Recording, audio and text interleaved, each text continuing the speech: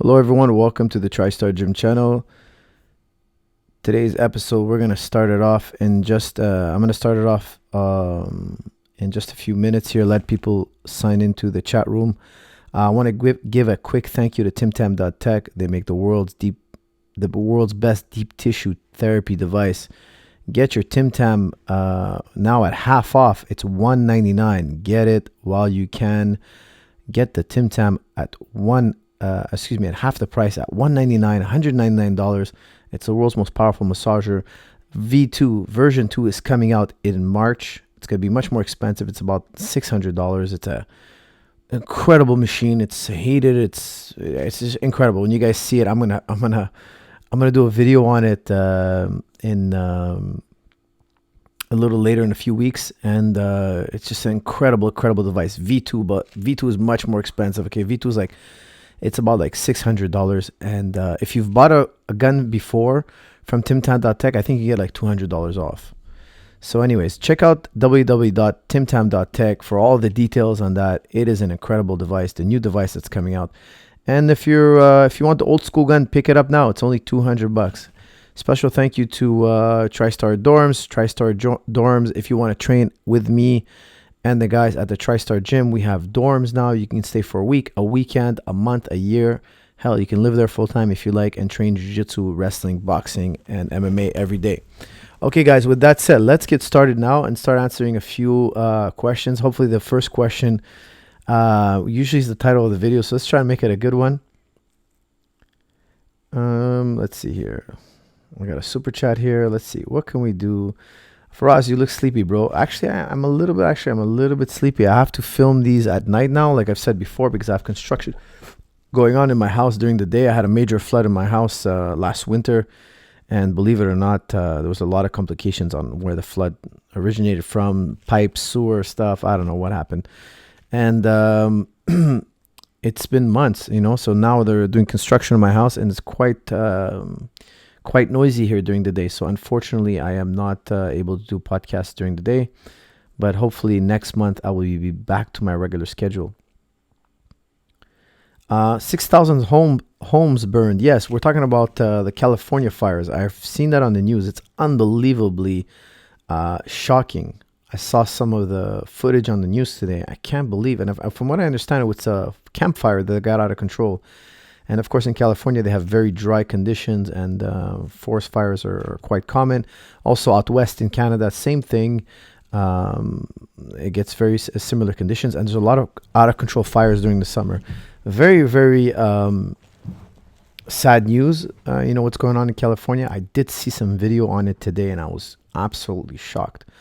The ferociousness of the flames, the fire, how fast it spread, how incredible.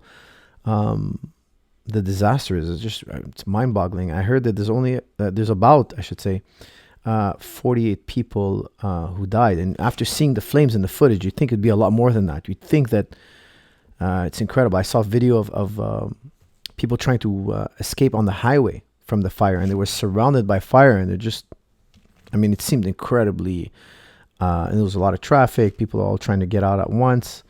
It was just a horrific scene, and I thought the casualties would be a lot more, but thankfully they're not. And hopefully, I was actually looking today for a good website to donate money to the people of California. I went online after trying to donate money, but there's no website I felt that was authentic. So if anybody knows of a very, very authentic, trustworthy website where we can donate to the people of California. I saw footage of people living in tents.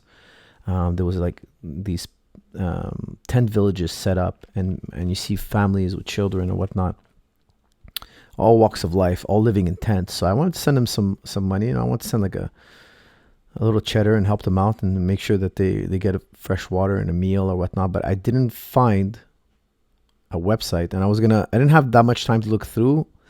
But if anybody out there has a trusted website, that money's going to get to the people of California, and it's a trustworthy site, please put it in the link or text it, put it in the message board, and I'll look for it. And hopefully everybody here can chip in a few bucks and help out the people of California. All right, what else we got here?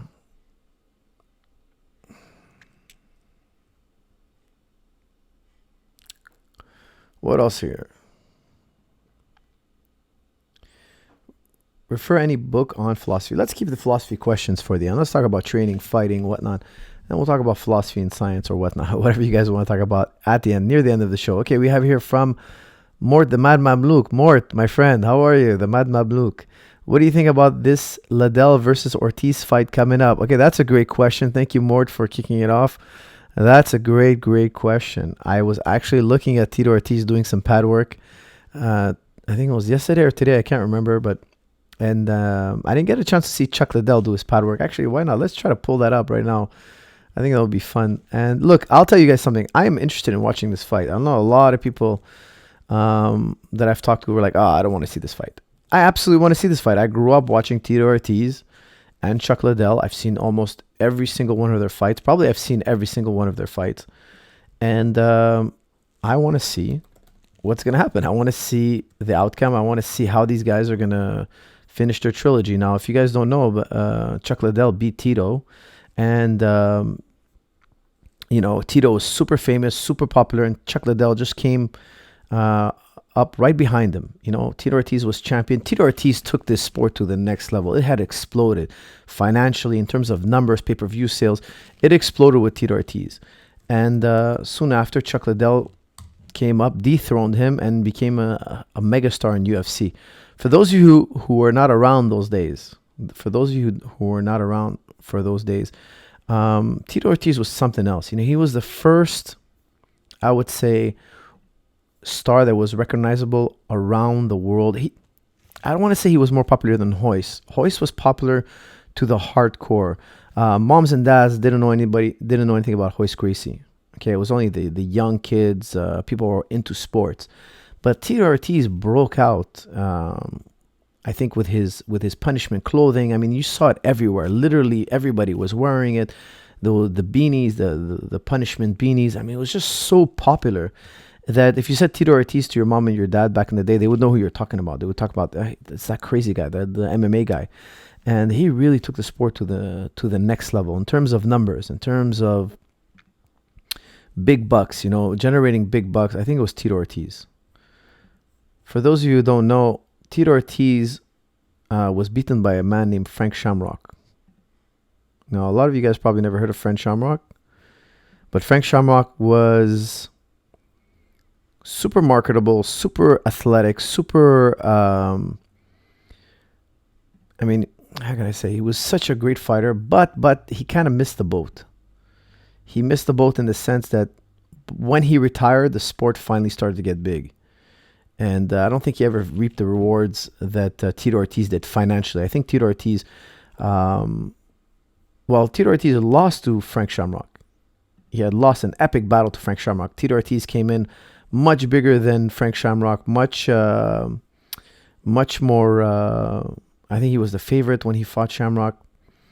And from an upset win, Frank Shamrock was able to give us an upset win, and it was like a Rocky story. He lost the first few rounds against Tito Ortiz. For those of you who haven't seen that fight, you got to see that fight. For you guys who just got into MMA, more recently, the younger kids, make sure you watch that fight. Go on Fight Pass, go to UFC. I think it's .tv or .com, and check out Tito Ortiz versus Frank Shamrock. That was such a pivotal time in MMA. Why? Because Frank Shamrock was this the first mixed martial artist. The first real mixed martial artist. He did striking, he did wrestling, he did jiu-jitsu, he did fitness. He was training like a modern martial artist would train today. And Tito Ortiz was, he was striking, but he was mostly a wrestler. He would take you down, maul you, ground and pound you, would smash you on the ground. That's how he won his fights. He didn't win his fight standing up. And by his own admission, Tito Ortiz says, look, I gassed out on that fight. He just got tired and gassed out completely. And Frank Shamrock was the first guy to realize how important conditioning was for MMA. And he outconditioned Tito. He outconditioned Tito completely. And it was an epic time because that day we learned that conditioning was so important. Many of us thought that Tito was going to mop the floor with Frank Shamrock. And lo and behold, the underdog wins. And here's some footage. Here's some footage of Chuck Liddell. Let me rewind that here a bit. hitting mitts. We're going to see Tito hitting mitts. It's weird that they're in the same training room together. There's Chuck Liddell, the Iceman, known for his KO power, known for his counter-punching ability, known for fighting with his hands down. He was a sprawl and brawl type fighter. You know, it was strange because we saw Frank Shamrock, such a well-rounded fighter. Then we saw Tito Ortiz, who was this takedown artist, who was just taking people down and smashing them. And then we saw the complete opposite. We saw a guy who would keep people standing up, forcing them to fight standing up and knock them out. So we had kind of like 3 generations of fighters. Frank Shamrock being this like really modern fighter, a type of fighter you would see today. And then a relapse where Tito Ortiz was more of a takedown guy. And he always won with takedowns. He always won with taking people down and smashing them and bringing them down to the ground. And then you had the complete turnaround with Chuck. Chuck was this guy who would force you to stand up, and he would trade with you and knock you out. And here he's looking pretty good. Chuck's looking all right. Tito's watching him. These guys are known for their trash talking. They're known for going back and forth quite a bit. But I think, you know, for those of you who don't know, Chuck knocked him out in their previous fight. But I think this time around, I think Tito gets him to the ground. For some reason, Chuck looks to me like he doesn't have the power he used to. He doesn't have the reflexes he used to. I don't think he'll be able to put the same beating he put on Tito the first time.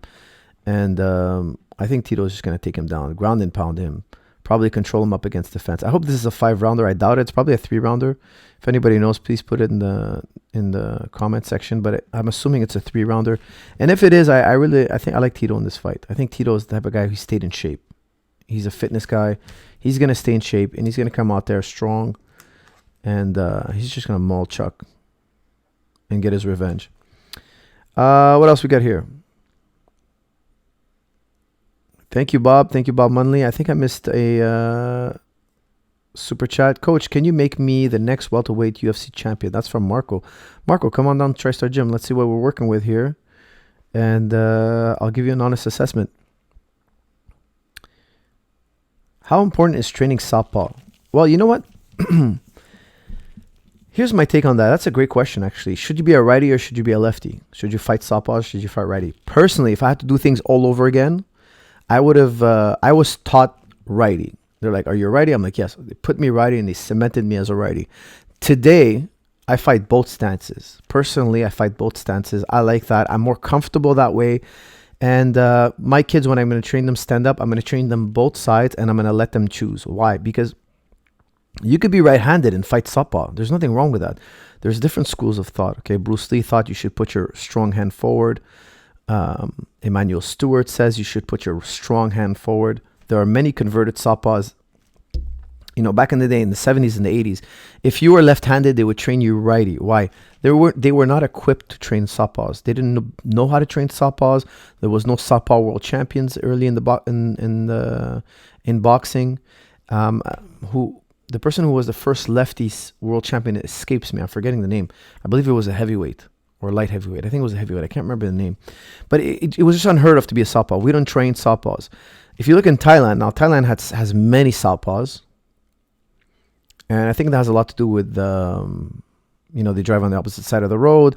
Their steerings are on the opposite side of the car. So when you're working a stick shift, you're working with your left hand. It's a lefty's world, and in the West, we're a righty's world. Everything's built for a righty. In Asia, it's not the same. In Asia, a lot of the world is built for a lefty. Large parts of Asia is built for a lefty. So you have a lot more Southpaws in Thai boxing and a lot more Southpaw champions. I wouldn't say they're 50-50 Southpaw righty, but it's pretty close. Finding a Southpaw in Thailand is very easy. In the West, I would say like 15%. Okay, don't hold me to that. It's just a wild guess. Okay, I would say about 15-20% Southpaws. Athletes are about 15-20% Southpaw. We're a lot less Southpaws. Where in Asia, I would say it's probably like 40% Southpaws. Southpaws are very common. Now, I believe you should train them in both styles and then they'll choose. I don't believe that you have to switch. I don't believe Mayweather fights one side. Samat fought one side. Sagat Pechindi, he fought one way. He didn't switch stances during the fight. I think you could be a switcher. I don't have anything against switchers. I switch a lot myself. But a lot of world champions, more often than not, don't switch from side to side. But I think in your youth, when you're learning striking, you should let the fighter decide for himself, because there's so many advantages for being a southpaw, and there are many disadvantages. And I think you have to find what's right for you. After you sparred many type of fighters, you decide, hey, you know what? I feel that when I stand in this position, it makes more sense for me. And if I had to do it all over again, I would have done 50-50 training lefty and righty, and then I would have decided, because I fight quite well from southpaw position. I actually have a lot of success as a southpaw. But I would say 70% of my training throughout my career was righty, because I was trained to be a righty. All right, Mort's, thank you, Mort. Dan Dunahy, another member here. Coach, I just bought a Tim Tam. Wow, V1 is great. The wife and I are loving it. Thanks for the recommendation. Game changer. Well done. I hope it keeps you healthy and limber. I know it's a great device. I've never had anybody try it and not like it. So congratulations. And I hope you enjoy it. When V2 comes out in March, I think you get $200 off. So check out timtam.tech. Write them an email, because down the line you're going to want to get the V2, because the V2 is another level. It's more powerful. It's super quiet, and it has heat, built-in heater. So it heats up the muscle at the same time. Do you ever get sick of Canadian cold? Joe Wolfgang, do I ever get sick of the Canadian cold? That's a great question. Well, I'll tell you something, okay? I really despise being cold. Like, if I sleep literally like I buy wool covers. I buy covers that are made for outside, like sleeping bag covers. I buy the warmest covers. I sleep with like 3-4 layers of covers. Why? I feel that if I'm not warm when I sleep, and Canada gets crazy cold, I feel that I'm not rested. So I wake up in the morning, I don't feel like I'm recovered. Now, even in the warmer times, in the summertime, I still sleep, and I need to be sleeping in a warm, very warm condition. And I sleep in almost like a fetal position. Okay, with a pillow between my knees on my side. Why? Because if I don't sleep with a pillow between my knees, my back is a wreck the next day. For those of you guys who don't sleep with a pillow between your knees and you wrestle and you lift weights, I really highly recommend you sleep with a pillow between your knees. Super important. It's going to keep your spine neutral and relieve a lot of lower back pain. If you're experiencing lower back pain, it might have to do with the way you sleep as well, not just from your training, okay? Because you have to recover. The muscles in the lower back, the erectors, are the slowest recovering muscle group. So if you have a bad night's sleep and they're not recovered, you might be really stiff and sore the next day, and then you're trying to wrestle. It's just a mess. Stress plus recovery equals adaptation. The recovery part of your cycle is just as important as the training part. So if you go home and you have a bad night's sleep, the next day you can't really retrain. You can't really work out. You're not fresh. You haven't rejuvenated. There's no point in reopening the wound. Not that I want to break down muscle fibers every day, but my nervous system too has to recharge. Okay. Now the human being needs to recover from the workout. So when I train, I feel like I sleep deeper. If I don't train, guys, by the way, like, I'll tell you something. There are very few days where I don't train, okay? But if I don't train, let's say for whatever reason, I had to go to a teacher-parent meeting and I had an appointment or whatnot, and this day I just didn't train. It just happened to be that today I'm not training, which is rare, but it does happen. When I go to sleep, I don't sleep as deep, and I wake up like 6 in the morning automatically. I probably wake up like 6:15, 6 in the morning, 5:45. My body's recovered. I wake up like I'm wide awake. I have no fatigue. I wake up. It's not like I'm waking up and I'm feeling tired. No. I wake up feeling great. But I wake up super early. Why? My body's I didn't put it through any type of workout. My body's like really good at recovering. It's really good at recovering. However, if I wrestle and I box and I do whatever weights and I do maybe some running or whatnot, the next day I'm going to sleep deep, and I'm going to sleep longer. I'll probably wake up at 9:30, 10. But my body, if I don't train my body, I'll wake up easily. Sometimes I wake up at 6 a.m. or 5 a.m. and I fall right back asleep. Okay, I'll fall back right back asleep easily. But if I work out, I'll fall back asleep. If I don't work out, I'm wide awake. I cannot fall back asleep. My body's recovered. There's no fatigue. I'm ready to start my day. So when you sleep, you have to make sure you sleep in warm conditions, not cold, and you'll recover a lot better. If you're waking up in the morning and you feel like you don't feel, if you wake up in the morning, you don't feel energized, if you don't feel like you have power in the morning, something's wrong. Something's wrong with your nutrition, or something's wrong with your training volume and intensity. You're probably training too hard, if you're training, okay? Or you're not recovering, and you're not getting proper nutrition. If you're getting good quality food and you're resting, you should feel great the next day. You either didn't rest enough, you didn't get enough deep sleep, or you didn't get enough nutrition. Now, here's another great tip. Every so often, when you're training really hard, take melatonin. Go to sleep, take melatonin. You're going to sleep extra deep. Extra deep. Now, melatonin, I don't take it every day. I take it like once or twice a week. On the days where I really feel like, sometimes I feel run down. I just feel like I'm beat up. I've been training, whatnot, and now I'm not feeling really good. I'm feeling run down. Okay, great. I'm going to keep my training very, very aerobic. Very light. I'm going to do a lot of mobility work. I'm going to take melatonin. I'm going to have a nice smoothie.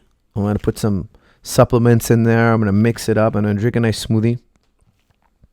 And boom, the next day I'm going to be feeling a lot better. If I'm not feeling 100%, I'm going to repeat the process one more time. I'm going to repeat the process one more time and keep a light day at the gym. Maybe just do a little light drilling, no rolling that day. Have a nice nutritional smoothie. I'm going to be good with my nutrition. I'm going to have like something to eat every 2 to 4 hours. Highly nutritious foods. And I'm going to try to sleep deep and take another melatonin. And that should do it. Within 48 hours, you're going to have muscle synthesis. For those of you guys who have been training for years, it shouldn't ever take more than 48 hours to recover from a workout. Maximum 72, and if you need 72 hours to recover from a workout, I think that's way too much. You push yourself way too much in practice.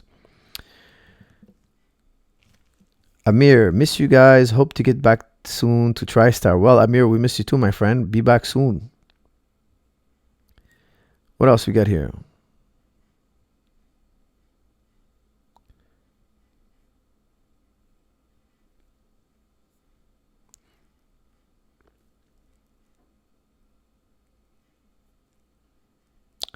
How can current day Cerrone beat Conor? Well, you know what?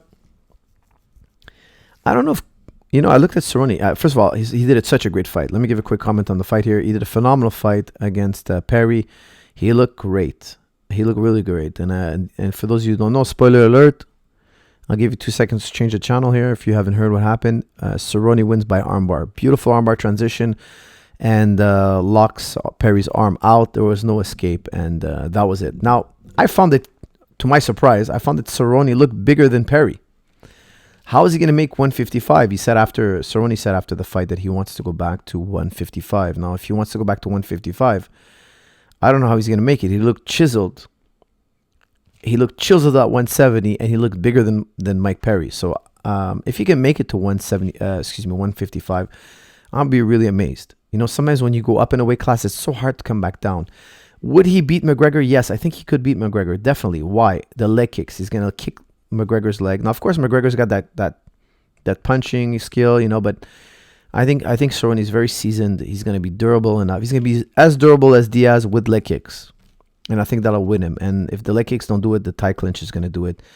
And for those of you who don't know, Cerrone's got a nice double leg pop. And he's going to have that threat. He's going to have that threat of that double leg always there. And when McGregor closes the distance to box, I think Cerrone is too smart. He's just too smart, too seasoned. I don't think he'll get tagged up. He'll chop McGregor's legs, clinch him up, take him down eventually. And I think Cerrone beats him at 155. I really do. That's just my honest opinion. I think he does.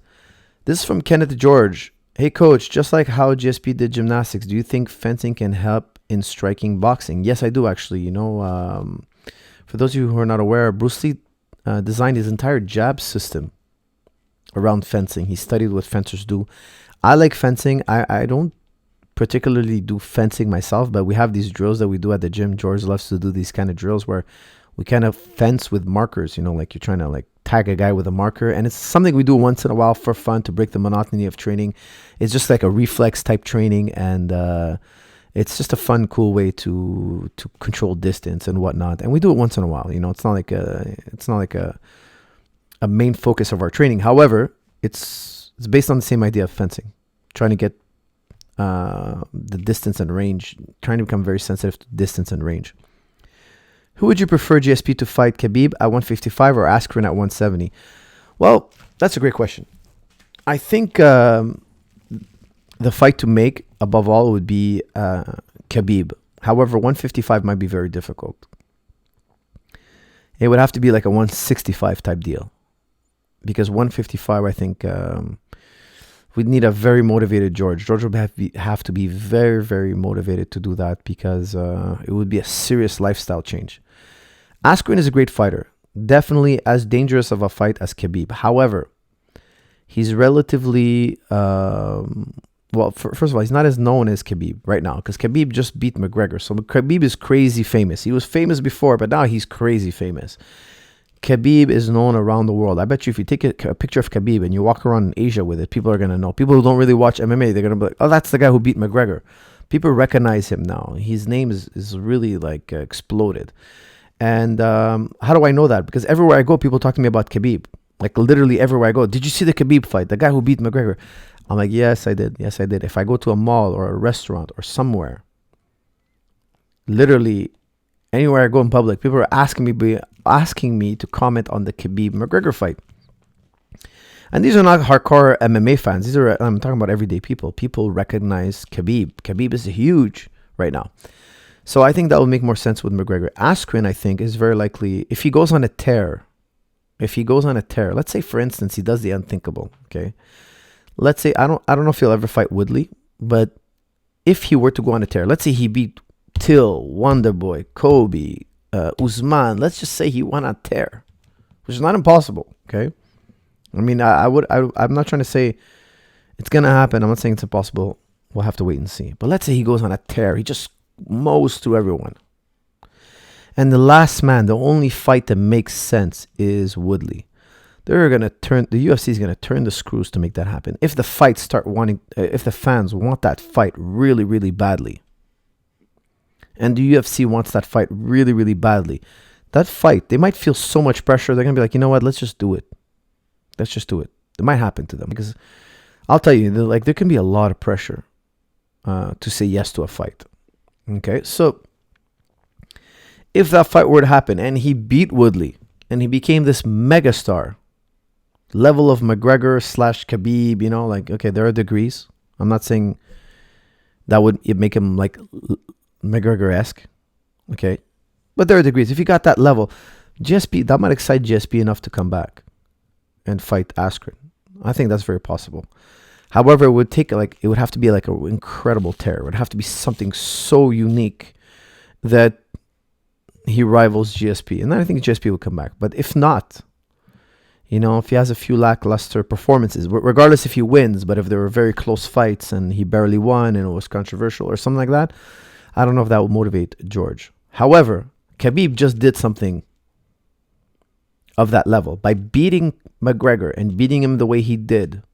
The only issue now, I think, is weight class. Can George come down to 155? I don't think me, George, his nutritionist, his fitness coach, nobody really knows the answer. I think it's just, we can give our best guess, but nobody really knows. Because the idea is not to make the weight only. It's to make the weight and perform. To make the weight and perform at a world-class level. And Khabib is nobody to sleep on, of course. And the weight cut might be tricky. How much sleep do you get and how much do you recommend for training? I recommend minimum 8 hours.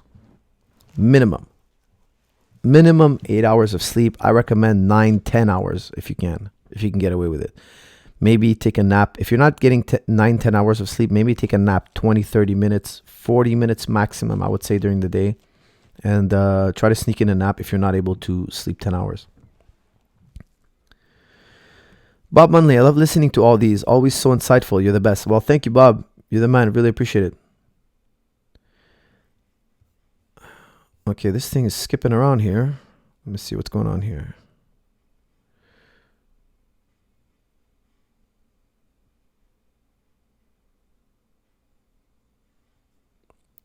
Coach, I understand this is a topic change.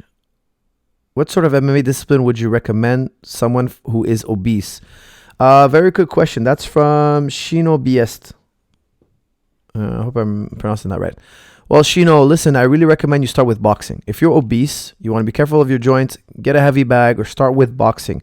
Start shedding a few pounds, really getting into that level of fitness where you could start rolling and doing jiu-jitsu, wrestling, and whatnot. But I find that boxing is the lowest impact, safest way to lose weight. Don't run. You can use like the bike, something. You got to go, if you're obese, if you're not saying overweight, if you're saying obese, we need to shed those pounds off. We need to get your body moving. I like swimming. I like hitting the bag. I like the bike. I prefer, I'm saying boxing to you because you asked me for a discipline, but also boxing is just funner. Riding on a bike is just boring. Swimming could be a little bit boring. Swimming back and forth in a straight line, I find could be a little bit boring. So I'm recommending to you, start with boxing. And once you increase your mobility and you lose weight, you increase your mobility, move to kickboxing, Muay Thai. And then from there, move to grappling. And from grappling, move to wrestling as well. I would keep wrestling for the last. This is from Real Press. I want to stop doing BJJ and start doing Sambo full time. What do you think about this decision? And what do you think about Sambo in general? What's the difference between Sambo and Jiu-Jitsu? Can somebody tell me? What's the difference? I mean,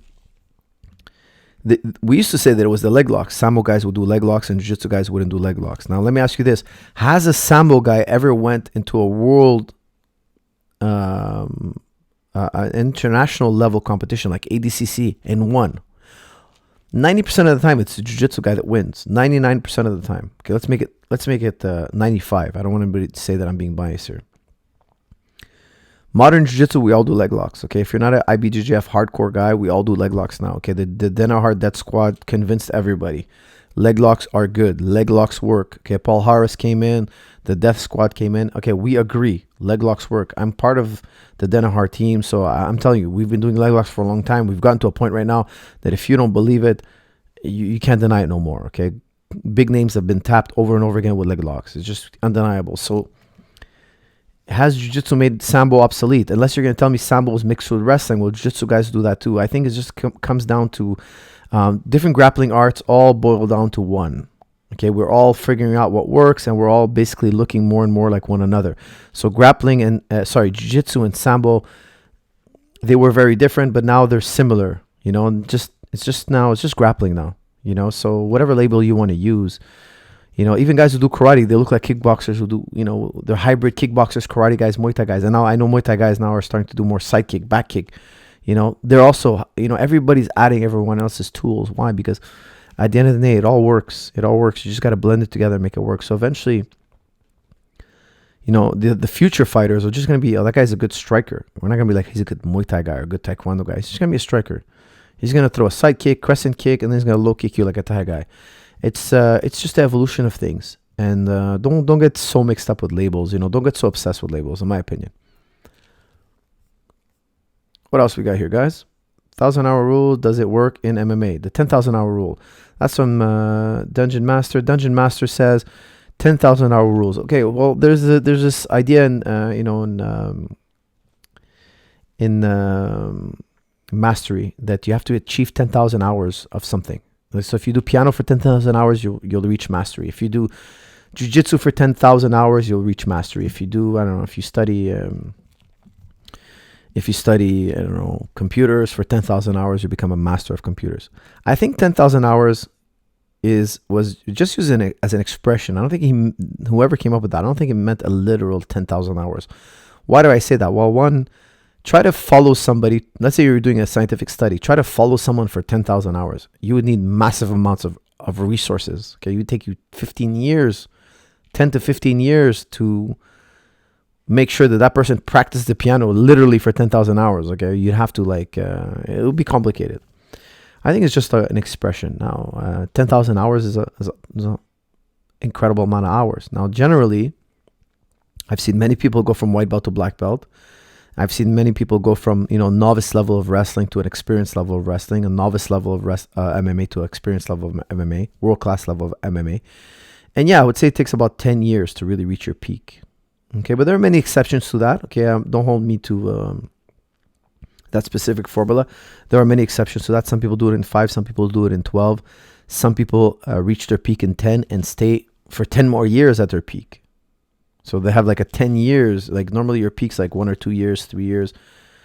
Some people keep it going for 10 years, 15 years. They're just as good as they used to be. So there are many ways the cookie can crumble. So in my opinion, look, do as many hours as you can and assess periodically, every 3-4 months. Assess, are you getting better? Are you not getting better? And just take it from there. Maybe you're doing too many hours. Maybe you're doing too little hours. Maybe it's always a struggle between quantity and quality. The more I do, the lower the quality might dip. The quality might dip. And if the quality dips, that could be a problem. Okay, so let me give you guys a for instance. Okay, let's do a for instance. I want to make this crystal clear because I don't want to confuse my friend. He really asked a nice question. Okay, let's say for instance, I want to be the best 3-point shot guy in the world. I'm on the basketball court. Guys, I know nothing about basketball, so bear with me here. If I say anything inaccurate, just please correct me. I want to be the best 3-point shot in the world. Okay, and now if you give me 10 attempts, I on average score 5 attempts. So I sink 5 baskets and I miss 5. So if you give me 100 shots, I'm going to sink 15 to the net and 50 are going to bounce off. Okay, that's my current ability as a 3-point shooter. All right. Now, I'm practicing my 3-point shot every single day. How many times should I shoot? How many times should I practice my shot? Anybody have an answer to that? Should I shoot 1,000 baskets? Should I shoot 2,000 baskets? Should I shoot 5,000 baskets? Should I do it till my arm falls off? Should I do it till, I can't stand anymore? Is that going to make me any better? What's the optimal amount of shots? Over 9,000, over 10 times. Well, here's my answer to you, okay? I'm going to shoot baskets until I'm starting to sink 4 out of 10. I'm getting worse. I'm going to stop. Because I've reached a level of quantity now. The quantity I'm shooting is so high that it's affecting my quality. I'm stopping. Because quality is so important to me that I'm going to stop. I bet you the next day I'm going to be sinking 6 out of 10. Because of my practice the day before. The next day, I've refreshed, I've slept, I've recovered. I'm probably going to sink 6 out of 10. Now, I might shoot 100 baskets, get 60 of them in, and then the next set of 10, I fell down to 5. And the set after that, I'm at 5 again. And the set after that, I'm at 5. And now I'm noticing a trend that I'm at 5. Quality has dipped. Stop the workout. Stop it.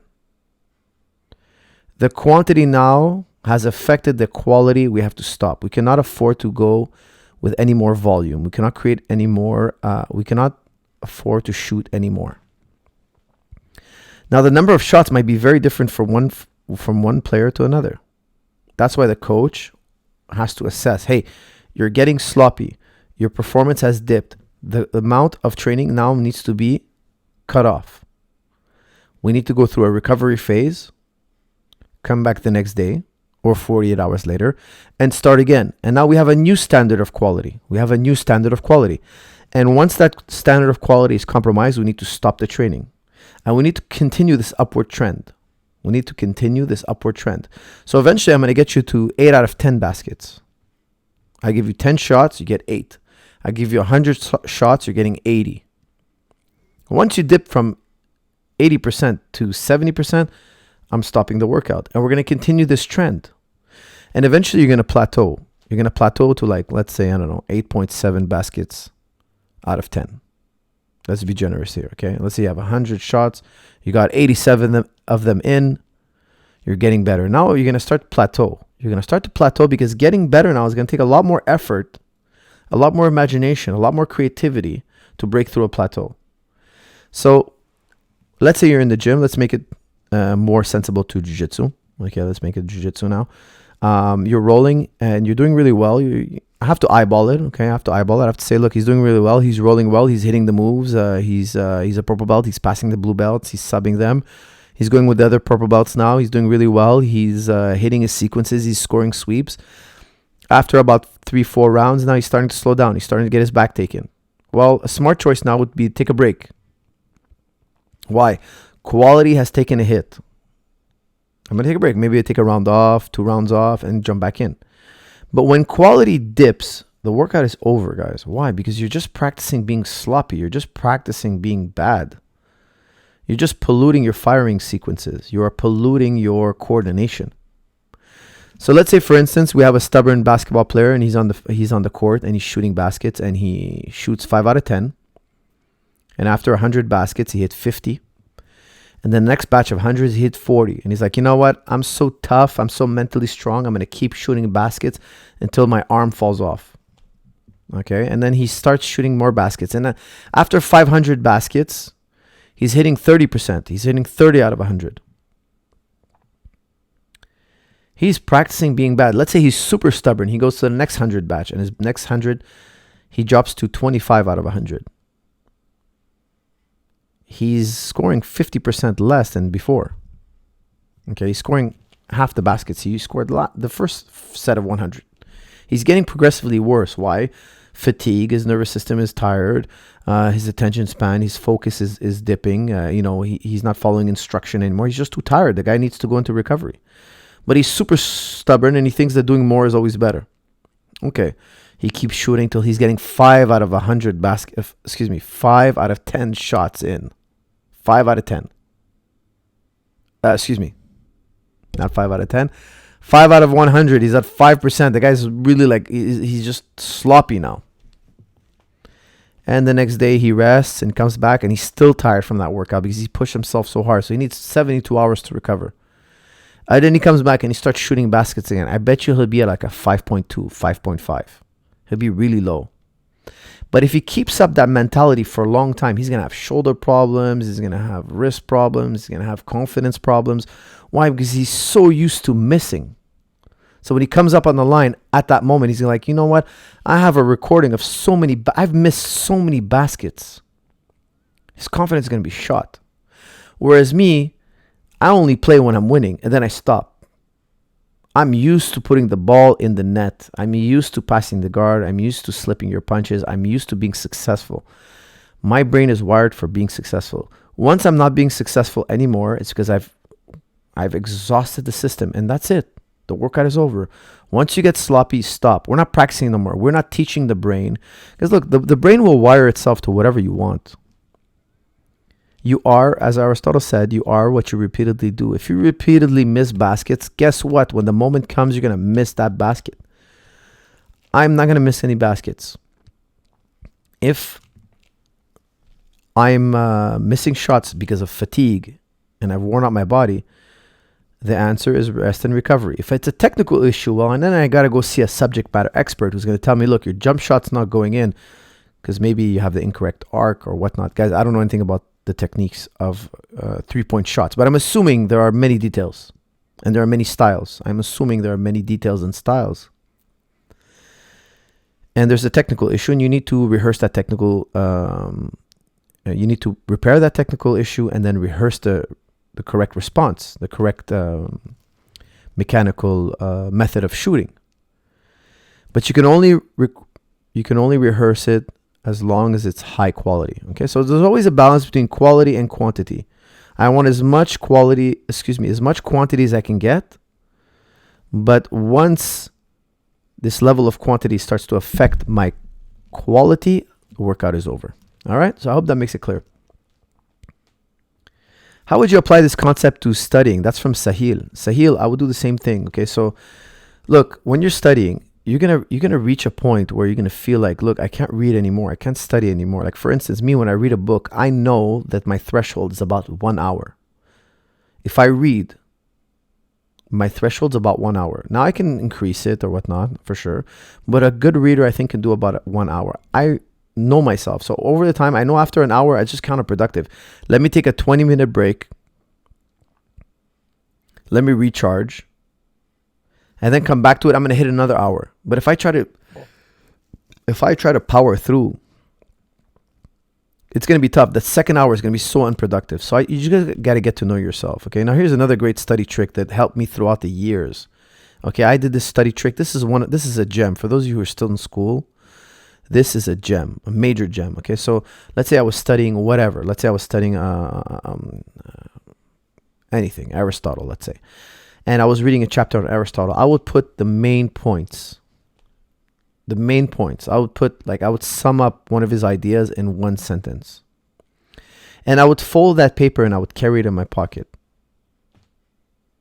I would fold that paper. Guys, if you want to become a master learner, I'm giving you guys an incredible tip right here. I would put one sentence would summarize an entire chapter. So when I would read that sentence, it would remind me of that entire chapter. And I would have a page and I would carry it around all day with me. So if I was on the bus or whatnot, on metro or whatnot, the subway, I would open up, just read it. It would take me 2 seconds to read it. Just look at it again. Refresh my memory. I would carry it in my pocket. After practice, on my way home, I would look at it again. Before going to bed, I would look at it again. Just refreshing my memory over and over again would make me, I could reiterate to you lessons I learned 15 years ago because of this method that I learned. I would just carry that paper with me. Now, of course, I had a lot of papers, but whichever one I thought I had to study the most, the one I had to memorize the most, I would carry it with me. And after 2-3 days of reviewing that piece of paper, I didn't need it anymore. Okay, 2-3 days was a long time because if you check it 4 or 5 times a day, your brain is going to memorize it. Okay, your brain is going to memorize it. And then you would do this. With a new set of notes. And believe me, this is way better than trying to study something in 1 hour. If I tried to study the Republic in, let's say, 6 1-hour settings. Let's say I'm going to try to get through the Republic and I'm going to study for 6 hours and I did one block at a time. I still wouldn't know it to the depth that I know it today if I didn't use this paper system. So I would put his ideas, I would line them up, and I would carry it with me. And I can reiterate these lessons that I learned years ago today. I still remember them. Now, this is just one aspect for studying. I also use this method. I recommend it to fighters. Now, what I do, I tell fighters, look, put 10 reasons why you think you're going to win your fight. Put them on a piece of paper. Okay, so if you want to help with your confidence, I recommend you put 10 reasons why you think you're going to beat your opponent. And this can be used for many elements in life. Okay, many elements. So for instance, let's say I'm going to say, okay, I'm a better striker than him. I want you to be more specific. I have a better jab than my opponent. My head movement is too strong for my opponent. My wrestling is far superior. Whatever you believe, sincerely believe, is you have an advantage. Give me 10. You don't need to give me 20. You don't need to give me 50. You don't need to give me 100. Give me the 10 best reasons why you think you're going to win. Try to be specific. And carry that piece of paper with you all the time. Let's say you're 4 or 5 weeks out of the fight. Carry that piece of paper in your pocket. Whatever you want to put in your mind, write on a piece of paper in a bullet point form. Keep it really simple, straight to the point. Specific, but straight to the point, and carry it on with you. Carry it around with you. And I don't know why, but carrying it around with you and looking at it every so often will cement it in your mind. Now, look, for those of you who don't know, I'm a huge fan of memory training. Now, these are not. This is one memory technique. There are far superior ones. There are far more elaborate ones. They're probably way too complicated for me to explain on this channel. Such as Mind Palace and whatnot. They're for strong mnemonics are an ocean of methods. Okay, there's so many ways to memorize something, and I'm fascinated with memory champions. Memory champions are like, I would consider myself a really good blue belt in memory. I've been studying memory for years now, and I have a very good memory. If I commit something to memory, I will remember it. If I use a particular technique to remember something, a number, a social security number, a credit card number, an equation, I can commit things to memory. I'm very confident that if I need to remember something, I will remember it. So for instance, I have an incredible memory when it comes to technique and moves and Jiu-Jitsu moves and Muay Thai moves. If I see somebody do a sequence, I've memorized it. I know what that guy does. Like I've seen it now once, and now I know exactly what he does.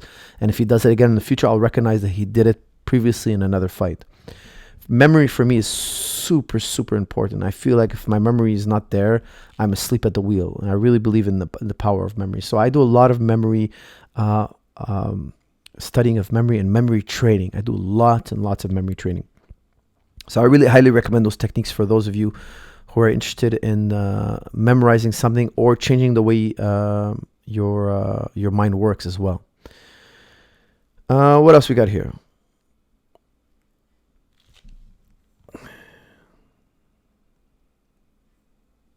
Track day fever for us, really good on motivation. Love you, really brain guy. Thank you, my friend. Thank you, track day.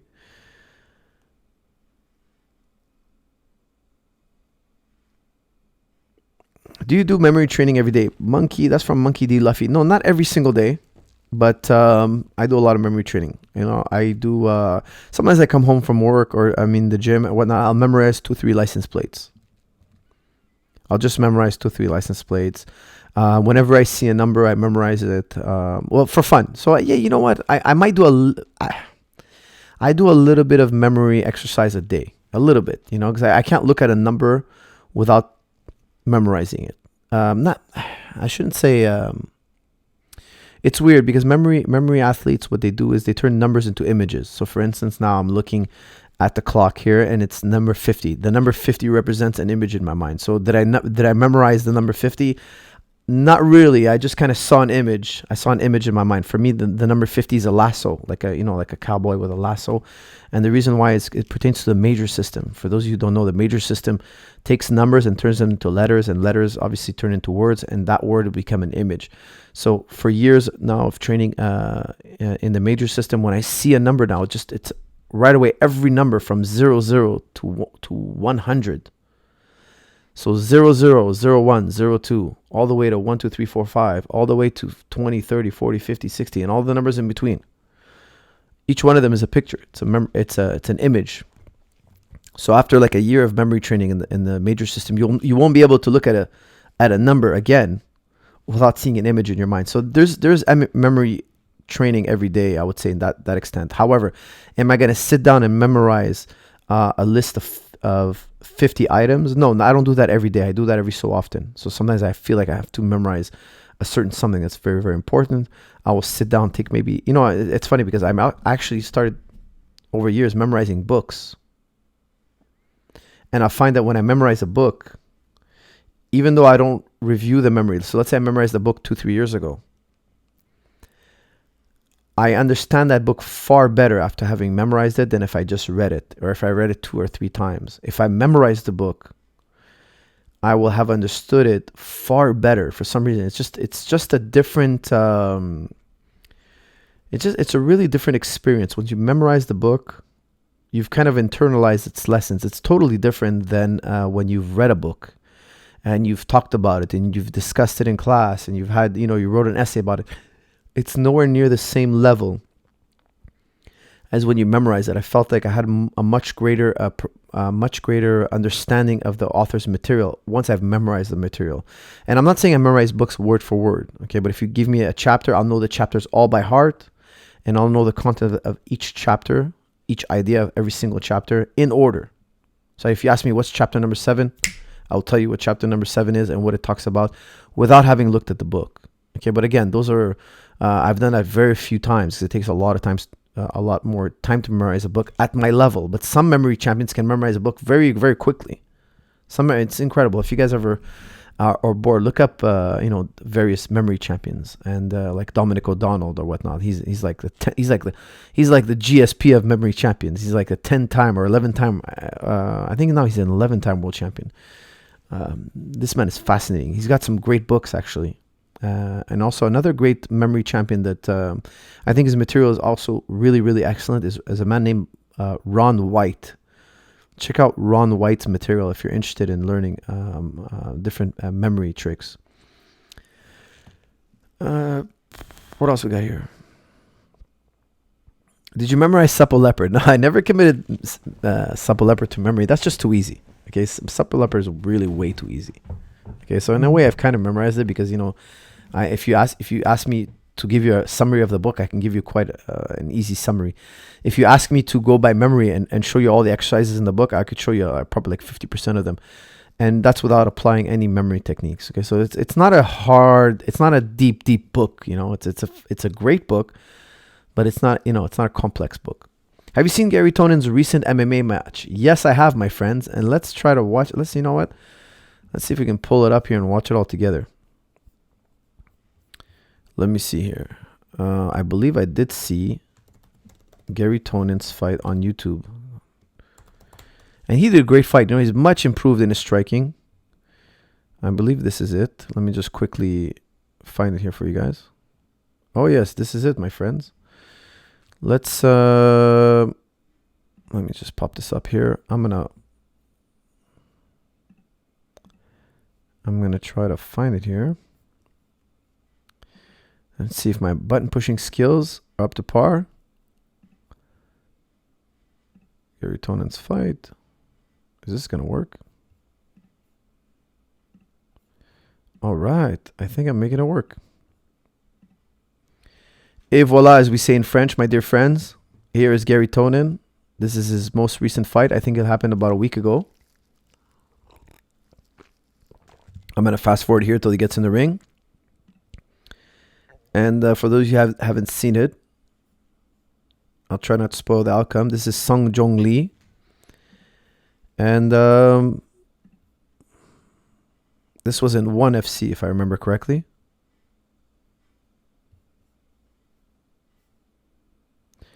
All right, let's see here.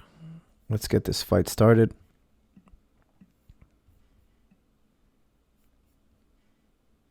All right.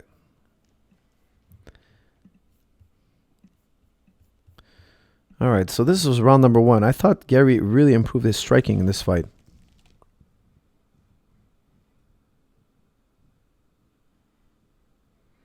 So I don't know much about his opponent. There it is, 1 championship.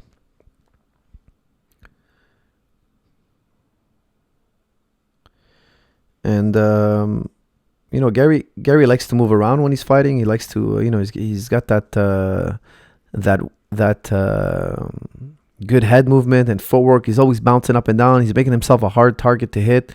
I think that's a really smart strategy for a guy with his level of grappling, because it will get your opponents to kind of chase you and kind of like come forward and try to throw some big shots at you. And those open up a lot of takedown attempts, a lot of takedown opportunities. There, he was a little bit out of position here at that point. And but I've trained a lot with Gary over the years, and he's a tough guy. He's not one of those jiu-jitsu guys that a lot of jiu-jitsu guys, they're very cerebral, and that's all they got. And you can be just very cerebral in in jiu-jitsu and be very successful. In jiu-jitsu, you have to be tough, but not as tough as you need to be a boxer or a wrestler. Okay? Why? Because you can hide behind your intellect. If you're a very sophisticated guy and you're a very sophisticated thinker, you can use a lot of jiu-jitsu trickery to get away with a lot of stuff and not really go man-to-man type of thing. And you can just have a nice career being an intellectual jiu-jitsu guy. However, Gary is not just very smart. He's a very smart guy, but he's also very tough. Naturally has a really great toughness to him. So that's why I think he'll be successful in MMA. He's a very smart guy. That's what makes him successful in jiu-jitsu. He's athletic. But the reason why I think he's going to be successful in MMA is because he's smart, athletic, but also mentally tough. Yes, Gary Tonon is in the red trunks. That's correct. Gary Tonon in the red trunks. Marcelo Yanes asked, do you play chess, coach? Yes, but at a very amateur level. I actually recently started playing a lot of chess on my on an app. I've been playing like a chess game every day or every second day, and I'm just doing it for fun, but I'm not a really good chess player. I just do it for fun. Nice movement here by Gary Tonon. Nice little jab here by Gary. Good head movement.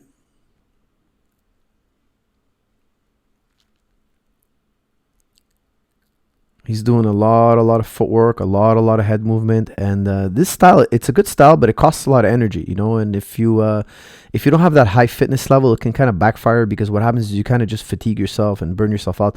But Gary Tonon is a really fit guy. He's super in shape, and I believe he can keep this up for 3 rounds, and then one day if he fights for a title, he can do it for 5 rounds, no problem. But you have to be a very fit individual to do this kind of style. Now you look at his opponent; he's more standard, a little bit more congested in his position. He's more of a tank, But it's this kind of style is far more economical. So he's spending a lot less energy, but in my opinion, he's also falling behind a bit on the striking here. There's a nice low kick by Gary. Nice low kick by Gary. There's a nice little 2 shots from his opponent. So I guess it's pretty tight. I think it's still pretty tight. The round's still up for grabs here. Nothing major still has happened just yet. Nice left hand, right hook combination by Gary. Momentarily switch to Southpaw. This is a good little fight. Now, both these guys are grapplers from what obviously, I know Gary's a grappler, but I believe the Asian guy is also a grappler as well. I'm not familiar with him. I haven't seen him fight, but it's not uncommon to see two grappling experts strike. Why? Because their grappling kind of nullifies itself. And like a great example of that is Jacare versus Weidman. There wasn't too much grappling and wrestling in that fight because both men are so good at wrestling, and grappling kind of nullifies each other. Beautiful trip here, Sotogari by Tonin. Beautiful Sotogari trip. Fantastic. Wasn't able to hold him down though.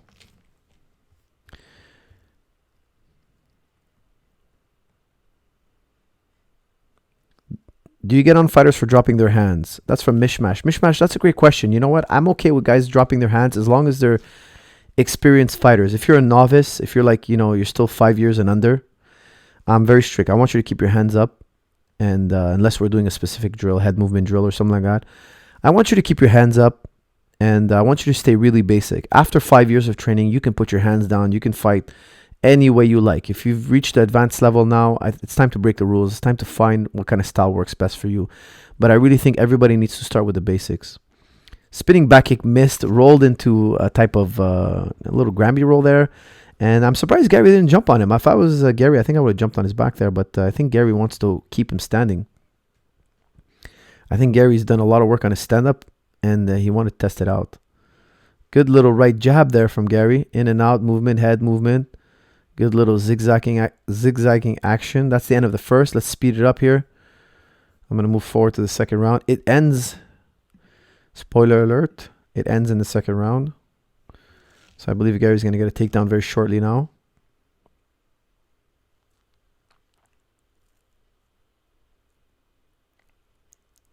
Nice head movement here by Gary. These guys, see, it's the second round. His energy levels are really good still. And that's what you need. You need to be really fit if you're going to do this kind of style. This constantly moving around style, which is a great style, by the way. But you need to have a good athleticism, good recovery between rounds. I think Gary did a good job in setting up his takedown here. He's gonna throw it. He's gonna shoot a takedown not long from now. But he threw so many strikes. He threw leg kicks. He did so much exchanging on the feet that I think his opponent kind of got surprised by the takedown. I think it's coming up real shortly here. Oh, there's a nice combination from his opponent.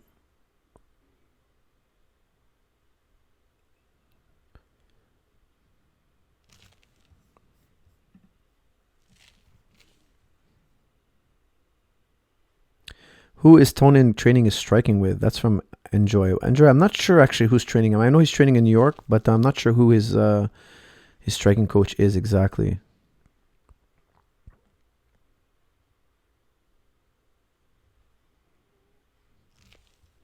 All right, I do believe the takedown is coming up real shortly here.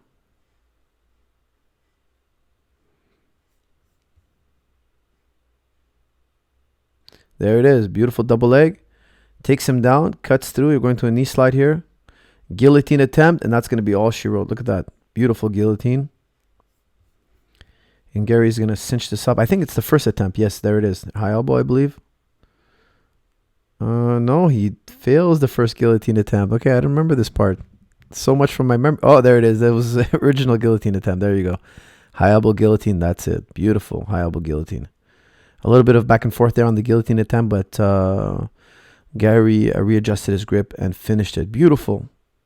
Beautiful finish. Fantastic. Great performance by Gary Tonin. Excellent work.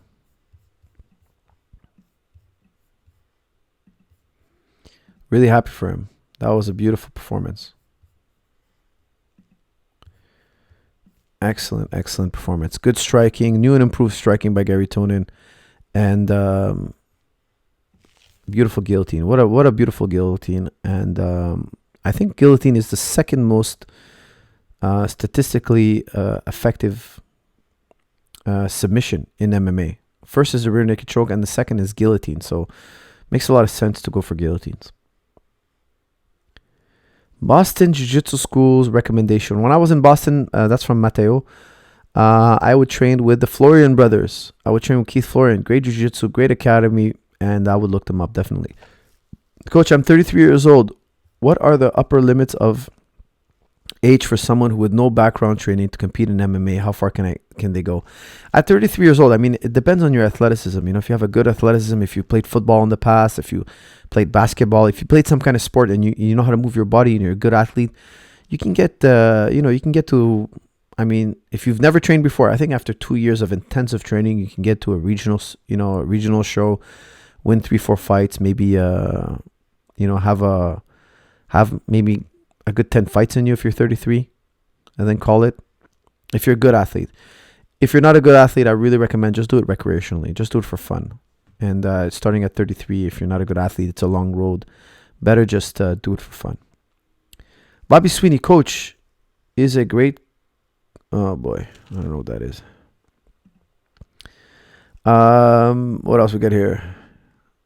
I'm having trouble with weightlifting. It's killing my flexibility in Taekwondo. That's from Joe Kanan. Well, it shouldn't, just keep up your mobility. Weightlifting should not be limiting your flexibility. Maybe temporarily, yes, because you're recovering between workouts. But if you're lifting weights correctly, you can actually increase your mobility with lifting weights. So just do a little more research on how to lift weights. Check out the Supple Leopard. I talk about it all the time, by Kelly Starrett. Check out the Supple Leopard. The book is chock full of great exercises that will increase your mobility, both with and without weights. Coach, I'm new and I want to train boxing. What boxing gloves should I buy? Well, just go with a top name brand. Go with a top name brand. Look it up. Do a little research. There are many of them out there.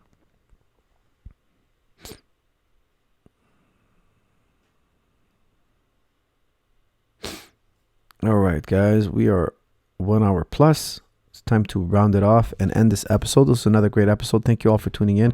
I also want to give I'm going to answer one more question, but before I do that, I just want to give a big thank you to Abe. Abe is posting videos every day or every second day or whatnot, and but more often than I have on this channel before. He's taking these AMAs that I'm doing and kind of chopping them up. So if you guys have any comments about the process, please just put it in the comment section. Hey Abe, and just kind of like let him know what you think. And he's reading the comments and he's keeping up on this channel. He's administrating on this channel, so he's chopping it up. And me and Abe are going to do our best to give you guys the best content throughout the year. So if you have any suggestions, let Abe or me know in the comment sections. Don't be shy. And I'm going to be putting up more technique stuff in the future or whatnot. That's all coming down the pipeline. And we're going to keep the AMAs, the podcast going. We're having fun with it. I think everybody's enjoying it. The sponsors are enjoying it. The fans are enjoying it. And now with Abe posting more often, I think it's going to give, for those of you who are looking for shorter snippets, I think it's going to give you guys something to listen to on your commute and stuff. All right, let's do a little bit more and then call it a night. Judo or wrestling for self-defense? David Sanelli asks, judo or wrestling for self-defense? If I had to choose one, I would take wrestling. Okay, I just trust wrestling more. I feel it's the art that, for when it comes to takedowns, I really like wrestling. I just trust it more. What else we got here? Predictions and breakdowns for Kevin Lee versus Alec Quinta. That's from Krish Jasal. He asked for the prediction and breakdown for Kevin Lee and versus Alec Quinta. Well, listen, I've trained with Kevin Lee, so I can consider him kind of like he's a friend. So I would always go with a friend first, especially if I train with a guy. I don't want to say after training him, I don't want to say, hey, the guy's going to lose. That would be so horrible. I think Kevin Lee's going to win, but not just because I got to train with him. I think he's really a special athlete. And for those of you who don't know, Alec Quinta beat him years ago. Kevin Lee's first fight was against Alec Quinta, and Alec Quinta edged him out in a decision. Now, Kevin Lee has grown immensely since then. And since then, Alec Quinta has been working full-time, and he's working as a real estate agent, even though he just fought Khabib and went 5 rounds with Khabib. I think Alec Quinta is, He's one of the best in the game. Now, he lasted longer. Al Iaquinta lasted longer than McGregor against Khabib. I would say he even did better than McGregor. He did do better than McGregor. He did better in round 1 than McGregor. He did better in round 2 than McGregor. Albeit round 3, McGregor did better, had a better round 3 than Al Iaquinta. But Al Iaquinta was there round 4, round 5. He answered the bell. So Al Iaquinta is a monster, guys. He's a monster. When he fought Khabib, I was telling everybody, and I did a breakdown on it. If you guys remember, I didn't do a whole breakdown on it. I can't remember if I did a whole breakdown on it, but we definitely spoke about it on this channel. And I was telling you guys, look, he's a dangerous fight. Why? Because he's not as known, because he hasn't been active, but he's a dangerous fighter. The man beat Kevin Lee. The man has already beat Kevin Lee. He's a great puncher. He's a great wrestler. He's a great athlete. But most of all, he's tough. He's not scared of nobody. And I think he's going to be a great challenge to Kevin Lee, but I don't think he's been as active and as involved in MMA preparation as Kevin Lee. I think Kevin Lee, from after working with him and just for 2 days, I can tell you, this guy's all in. Like, he's putting his whole life into MMA. Kevin Lee is like putting his whole life into MMA. The way he eats, everything he does all day long is all revolved on winning his next fight. Has Iaquinta been living that lifestyle? I don't think so. I think he's been trying to, cultivate other things, other projects in his life. So I think he's doing MMA because, he's such a great talent. But I don't know if he's all in as Kevin Lee. And I think it's going to make a big difference in this fight because they're both so talented. So if I had to pick a fighter, I'm going to have to go with Kevin Lee. But it's not going to be an easy fight. It's going to be a very difficult fight.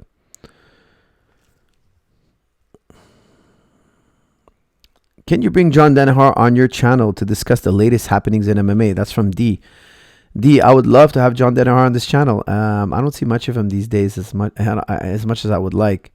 I have a visit to New York in December 13. What are we? Hold on a second. Are we 1 month away? Yes, we are 1 month away. In 1 month from now, I'm scheduled to be in New York. Now, I'm doing a whole public thing in New York. So I'm going to try to stay an extra day or two in New York. Once I can go see my old coach. And 2, I have another project in New York cooking that I think will be fun to maybe post on his channel. I'm training a few VIP guys there and whatnot. But I'm not going to be able to spend more than, I would say, 3 days in New York. Because I have so much going on back here. So in December, D, I hope if I get to hang out with John after practice, if time permits, my schedule permit, I may have him live here on this question, and you guys can grill him with all sorts of crazy questions, and ask him about his crazy past as a bodybuilder. For those of you who don't know, John Danaher used to be a bodybuilder, and every time I think about it, it makes me laugh because his personality is so opposite of that of a bodybuilder, and Jiu-Jitsu is so opposite of that of a bodybuilder type world. The Jiu-Jitsu world is such a different world than the bodybuilder type world. And we can have some fun asking him some questions on that. This is a super chat. Ijalbert, 1990. I'm training in Muay Thai competitively. I'm a beginner, 28 years old. Should I combine powerlifting with gymnastics? If so, what exercises should I do? Well, if you're a beginner, you should focus on Muay Thai and keep your fitness really basic. Now, starting gymnastics at 28 is really like recreational. Just stay with the basics. If you're a beginner, start with push-ups, pull-ups, body weight squats, and running. Like, keep it really simple. Don't get crazy with the gymnastics. You don't need that level of dosage. You're saying here that you're a beginner. You don't need to work the P-bars, the parallel bars. That's like more advanced. Just do push-ups and dips. That's plenty for you if you're a beginner. Parallel bars is for somebody who's been doing dips for a long time, and dips just don't do it for them anymore. They need to go to the next level. So keep it really simple, and practice lots of Muay Thai. Okay, 80% of your training should be Muay Thai. 20% running, push-ups, pull-ups, bodyweight squats, maybe some lunges. If you have, if you're fairly lean and weight is not an issue, use some weights as well. Maybe do some kettlebell swings or whatnot. But keep it really simple, Ijal. The simpler, the better. The simpler, the better. Just keep it as simple as possible, especially if you're a beginner.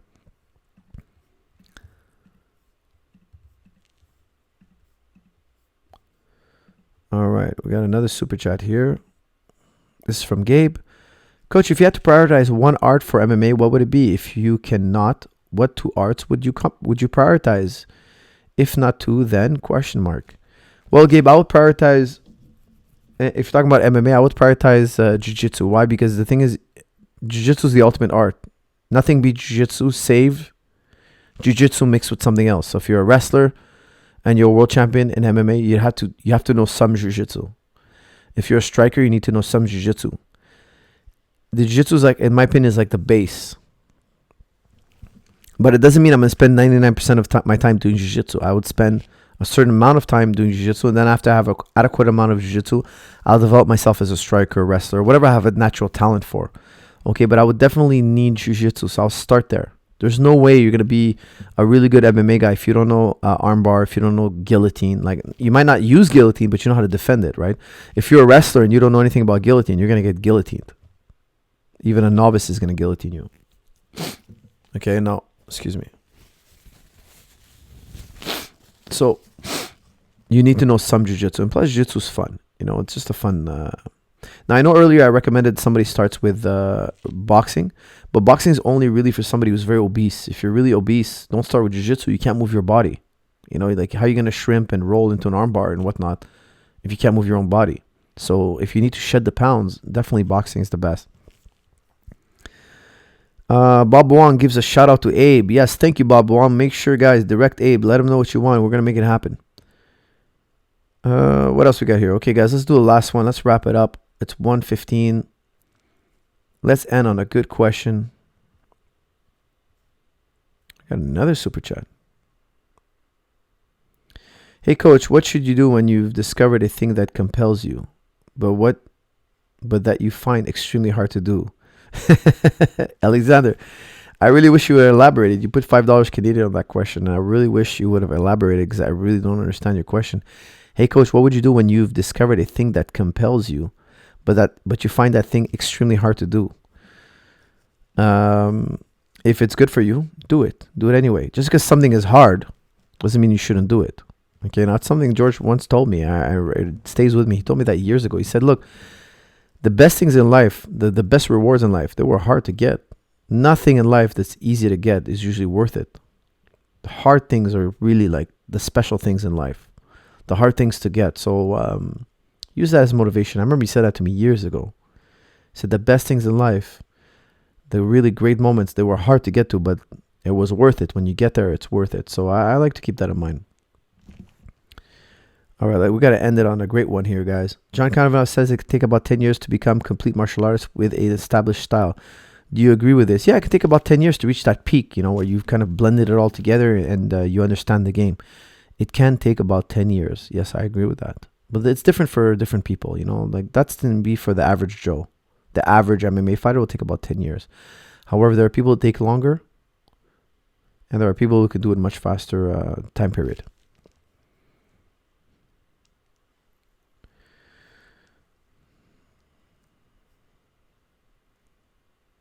Good job, Abe, and you. Thank you, sir. Appreciate that.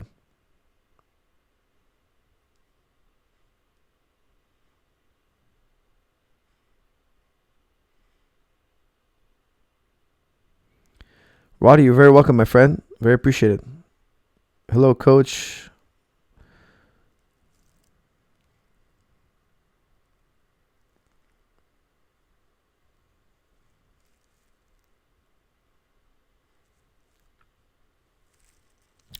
Do you use the timtam every day? No, I don't use it every day. I only use it when I have like a knot or a tight muscle. So I use it probably like once or twice a week nowadays because I keep my body really limber, guys, all year round.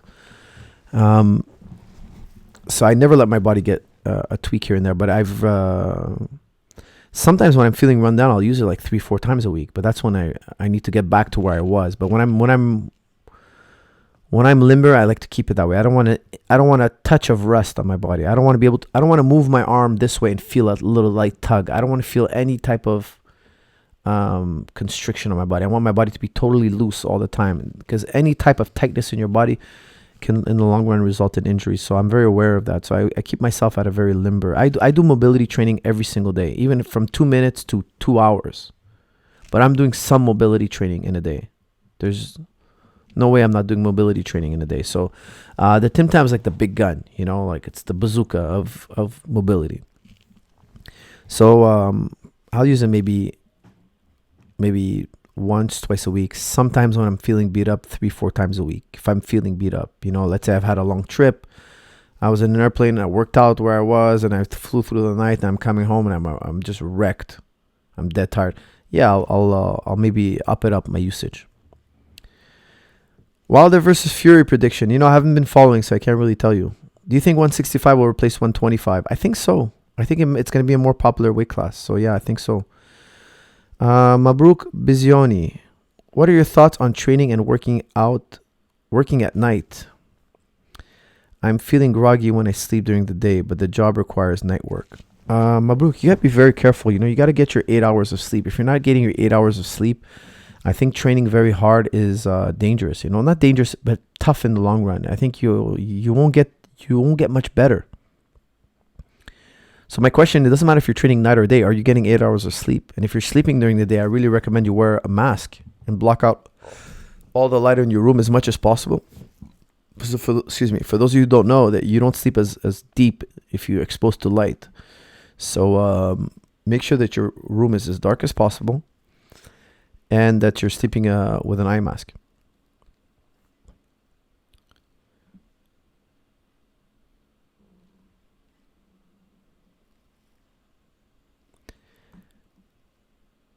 Finally caught you live. All right, great to hear it. But you caught me just at the end. So I'm looking for a great question to end things on here.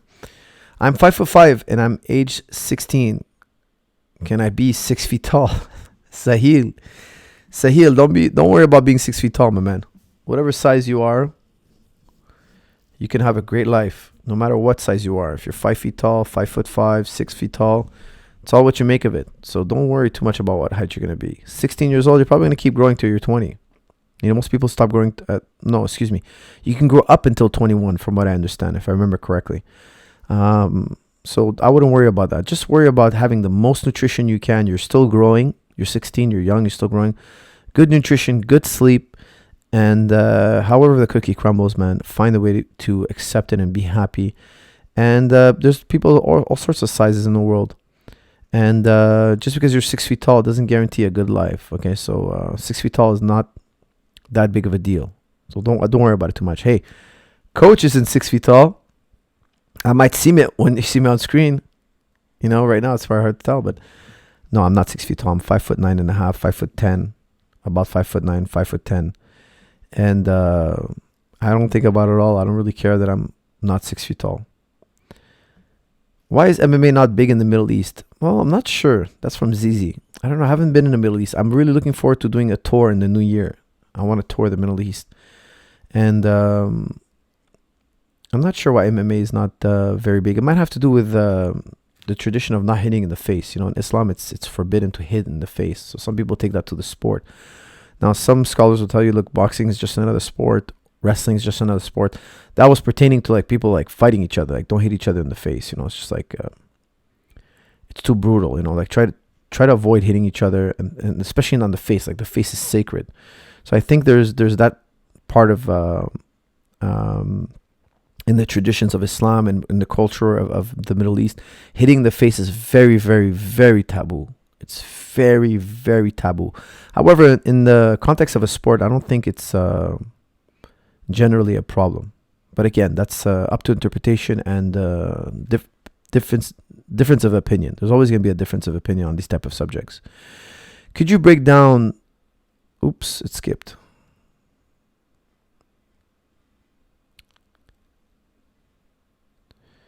All right, lots of questions coming in, and this is skipping on me. So I'm going to find one last one, and let's do it. What else we got here? Kron Gracie's Jiu-Jitsu style and thoughts. That's from David Sanelli. All right, that's a great one to end it on. I love his style. Okay, number one, I love his style, but it's kind of a. I love Gracie Jiu-Jitsu. Listen, I trained with one of the Gracies. I've trained with many Gracies, and I've trained with Henzo Gracie, of course, and the Gracie style, especially under Hickson's side of the family, Hickson, Hoist, Horion, that side of the family is very, very advanced basics, as I like to say. Okay, so like I've trained with Henner, I've trained with Huron, that side of the family. The jiu-jitsu is really fascinating, and I'll tell you why. First of all, they stayed really true to the MMA type. I should say a real fight jiu-jitsu. Like it has to work in a real fight. Now I'm very sensitive to that because I train real fighters. So if you teach me, Baron Bolo, I'll be like, dude, I get it. That's sport. But if you do that in a fight, you can get crushed. Okay, so why would you want to do Baron Bolo 3 hours a day and then go in an MMA fight and get knocked out? That's for like sport jiu-jitsu guys. I understand why sport jiu-jitsu guys do Baron Bolo and all sorts of other stuff. That I totally understand, and it's your sport. Do it. However, in our business, we're training people to defend themselves and fight professionally. So I do train competitors in sport jiu-jitsu as well. Like one of our brown belts just won the Abu Dhabi trials, Ethan Krelliston, and they do very well on the circuit. They train with John Denhar. John Denhar trains both MMA fighters and very successful jiu-jitsu guys as well. Obviously, Gary Tonin, world champions, Gordon Ryan. I mean, you can have the best of both worlds in one academy. You can. Okay, so we can find that harmony. I like to always say it's like 80% fight techniques and then MMA that's universal, and 20% that's sport. Okay, even the universal guys, even the guys who do MMA, we have like a 20% sport element to it. Why? Because we're fighting for our grips. When we're fighting for our grips, okay, we'll use some sport stuff, but I won't do that in MMA. And because I'm only doing 20%, it's not gonna bypass my instincts. When I'm in an MMA fight, I won't use that. I won't resort to that. Okay, so the Gracies on that side of the family, they really stayed with the basic techniques, but they pushed it so far that when they do an armbar, it's like, wow.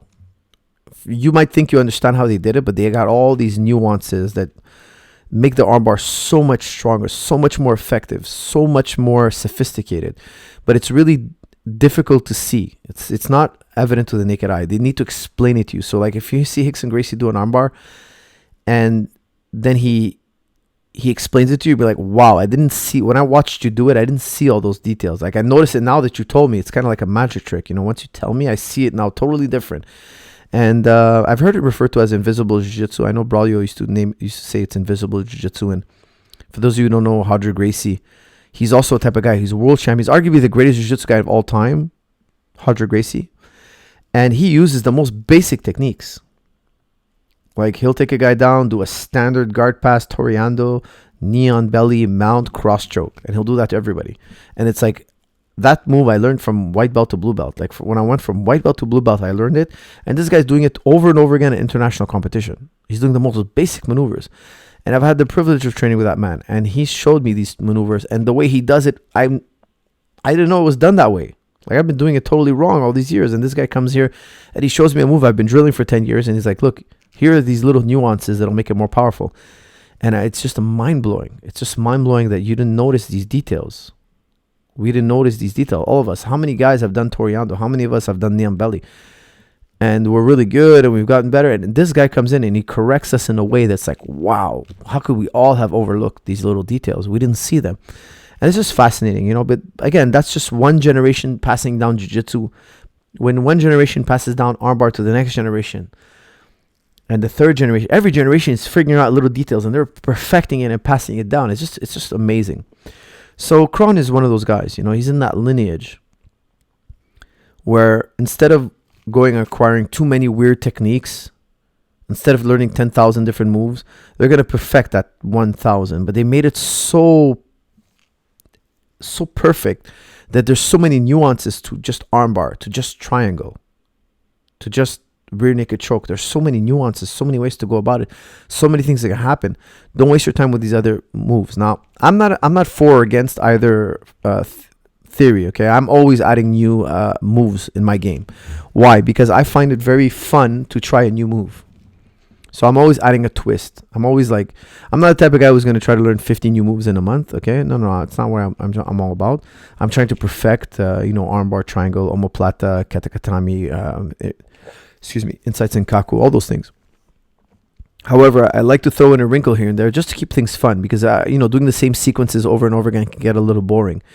And I just find it very motivating for me personally. And I find that after a while, that little twist I add can really help me down the line because it just changes my game. People don't know my patterns as well, and I keep everybody guessing. So, guys, those are my comments on Kron Gracie. I'm a big fan of his family's jiu-jitsu, of course. I've gone to train with Henzo. And Henzo's one of those guys, very open-minded. But, man, his basics are unbelievable. His guillotine game, his game is so unbelievable. It's so amazing that if he teaches you omoplata, you think you know omoplata. You don't know omoplata. You don't know omoplata to one of those guys who's like a third generation, fourth generation Gracie. Teaches you omoplata, and then it's just a mind blow. Okay, guys, I got one more super chat. Guys, don't put it any more super chats. I want to this is a super chat from Omar Malik. Omar Malik spent $5 on this, so I'm gonna do it, but please no more super chats. This is the last one. Can you write up a semantic process of learning jiu-jitsu? I'll buy it. In such a bundle of mess trying to understand it properly. It's such a bundle of mess trying to understand it properly. Well, Omar, there are many people who've done that. Unfortunately, I wouldn't be able to write you up a semantic, as you say. Listen, just keep it really basic. What's the most basic parts of jiu-jitsu? Guard and pass the guard. We've talked about this before. Get a good guard DVD.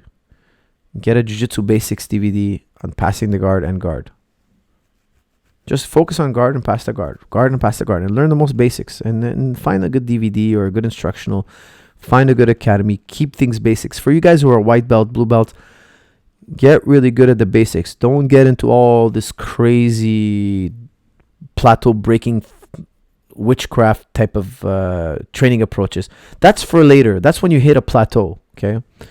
Early on, there are no plateaus. Early on, your gains are huge. Okay, because you're so green. Everything. If I teach you, just how to grab a wrist, you don't know how to grab the wrist. This is how we grab the wrist. You're already better. Okay, so getting good in the beginning is really easy. Once we get into plateaus, let's talk about those things. Okay, and then we'll get creative. But for now, if you're telling me you're just starting off and you want a curriculum, just get a good DVD and focus on guard and pass the guard. Guard and pass the guard. Now, I came up with an instructional video, the lock guard. I find that's for blue belts doing at least jiu-jitsu for a year and a half, 2 years. Don't get my video. Okay, my video is too advanced. It's locked guard. I recommend you get like a closed guard, but something basic. Something really basic, just the armbar omoplata triangle series. That's it. Armbar omoplata triangle series. Then some regard stuff. And then passing the guard. And focus on that. And from there, after a year or two, go get my locked reverse Del Hiva guard. And then start experimenting with fancier guards. More complicated guards. But before that, my friend, keep it crazy simple. Crazy simple. All right, guys, thank you for tuning in. Please like, share, and comment as always. And I look